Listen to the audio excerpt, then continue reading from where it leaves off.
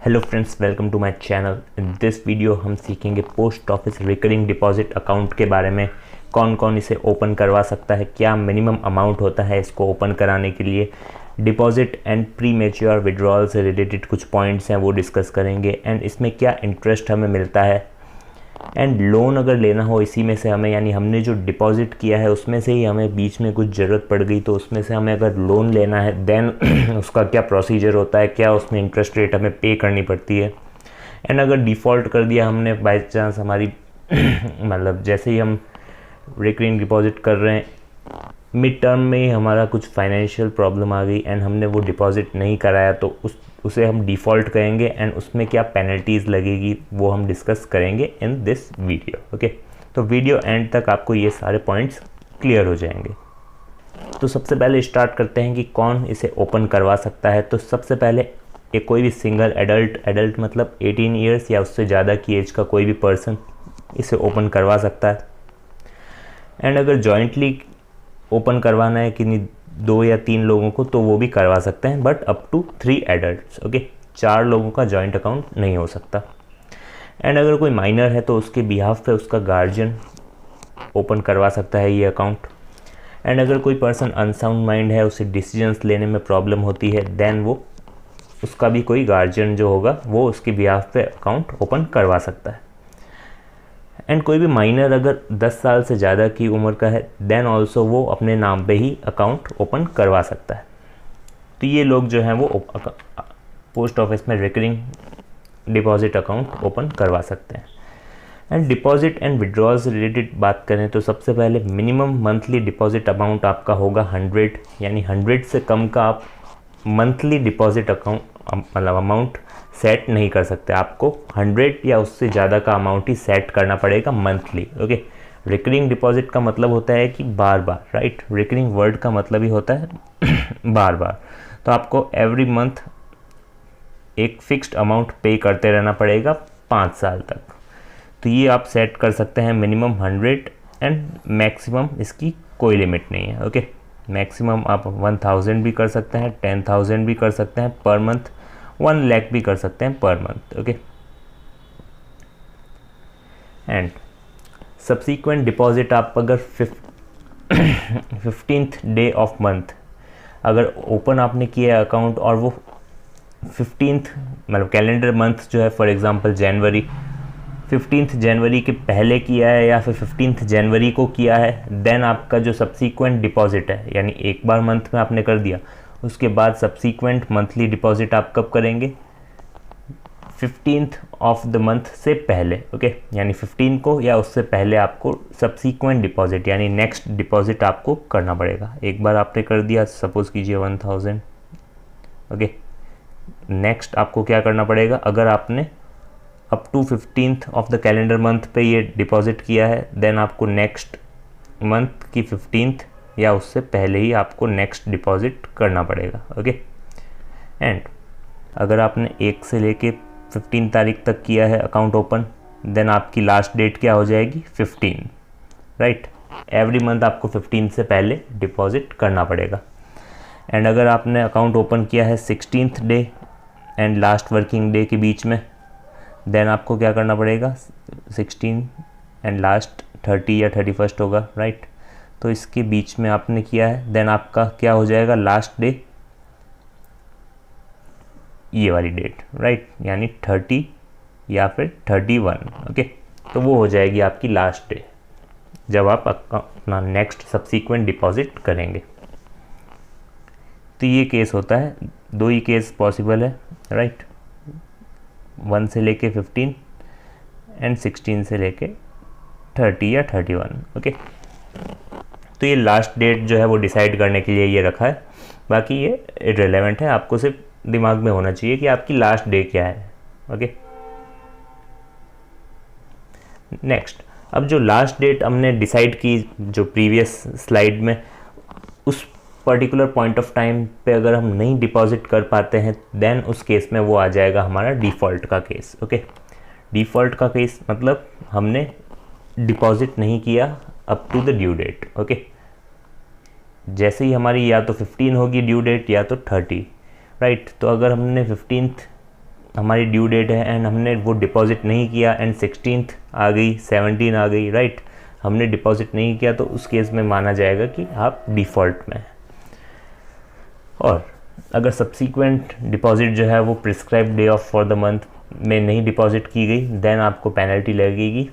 For every 100 rupees 1 रुपये की penalty लगेगी। तो सपोज़ कीजिए आपका 1000 का डिपॉजिट था, आपने नहीं करवाया, तो आपको लग जाएगा 10 रुपये। अगर आपका 10,000 का डिपॉजिट था, आपने नहीं कराया, तो आपका 100 रुपीज़ पेनल्टी, राइट। तो ऐसे ही आप कर सकते हैं। आपको सिर्फ ये याद रखना है, एवरी 100 रुपीज़ पे 1 रुपी पेनल्टी लगती है। ओके, एकदम मिनिमम पेनल्टी है, कोई ज़्यादा पेनल्टी नहीं है इसमें। नेक्स्ट, तो अगर डिफ़ॉल्ट का केस है तो सबसे पहले वो क्या करेगा, अपने मंथली डिफ़ॉल्ट जो उसने किया था उसका पेमेंट करेगा एंड साथ ही साथ वो पेनल्टी भी पे करेगा। ओके, एंड उसके बाद वो करंट मंथ का डिपॉजिट अपना पे करेगा। यानी सबसे पहले वो क्या करेगा, अपना डिफ़ॉल्टेड मंथली डिपॉजिट जो उसने पिछला डिपॉजिट नहीं किया है वो, उसके साथ साथ उसकी पेनल्टी एंड साथ ही साथ करंट मंथ डिपॉजिट। ओके, यानी सबसे पहले उसको पिछला जो भी उसका बाकी है वो पे करना पड़ेगा, साथ के साथ पेनल्टी भी उसको पे करनी पड़ेगी। उसके बाद उसका करंट मंथ का डिपॉजिट वो पे करेगा। एंड अगर उसने 4 बार लगातार 4 महीने तक फॉर एग्ज़ाम्पल डिफ़ॉल्ट कर दिया, देन उसका अकाउंट जो है वो डिसकंटिन्यूड हो जाएगा एंड उसको रिवाइव करने के लिए विदिन 2 मंथ, यानी जैसे ही उसने 4th डिफ़ॉल्ट किया उसके विदिन 2 मंथ उसको क्या करना पड़ेगा, रिवाइव करना पड़ेगा।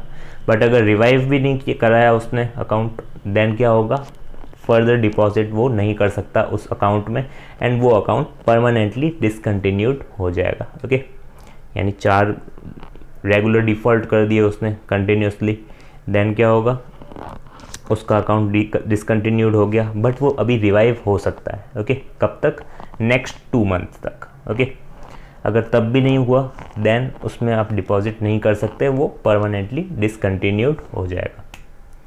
नेक्स्ट अब बात करते हैं लोन की। यानी अगर हमें फॉर एग्ज़ाम्पल थोड़े पैसों की ज़रूरत पड़ती है तो हम बाहर से लोन लेने की बजाय अपने ही डिपॉजिट में से भी लोन ले सकते हैं। ओके, बट वो कब ले सकते हैं, आफ्टर 12 इंस्टॉलमेंट। जैसे ही हमने 12 इंस्टॉलमेंट्स अपनी डिपॉजिट करा दी, यानी 12 महीने कह सकते हैं, राइट, देन उसके बाद क्या होगा, आप 50% जो आपका अमाउंट है, जो आपने अभी तक डिपॉजिट कराया है, बैलेंस क्रेडिट जो है आपके अकाउंट में, उसका 50% आप लोन ले सकते हैं। और लोन जो है वो आपको रीपे करना पड़ेगा। कैसे, एक साथ भी रीपे कर सकते हैं एंड इक्वल मंथली इंस्टॉलमेंट्स में भी रीपे कर सकते हैं। अब अगर हम लोन ले रहे हैं अपने ही डिपॉजिट में से तो वो फ्री तो होगा नहीं, तो उसमें आपको इंटरेस्ट पे करना पड़ेगा। कितना, 2%।